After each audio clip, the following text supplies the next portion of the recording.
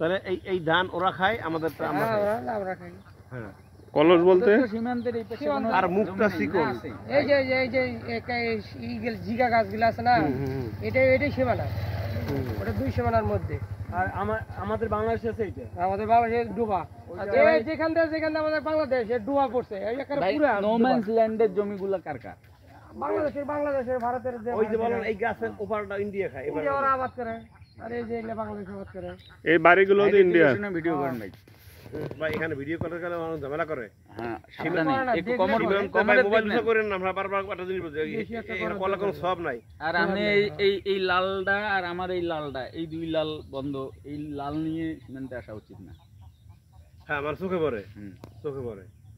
আর ওই camera on করলে ওরা আমাদের এই বর্ডার এটা শান্ত, এই দিয়ে কোনো এত জ্ঞান যায় না। একটু আগে পুশিন ঢুকলাম একটা।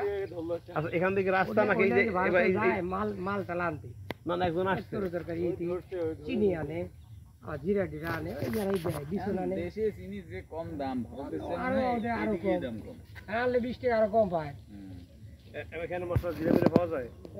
যারা আনবার তারা আনে, ওই যে কইলেন একজন ধরছে, এগুলাই ধরা না, সে ইন্ডিয়ার লোক বাংলাদেশে ঢুকাই দিছে অবৈধ। ইদানিং ভারত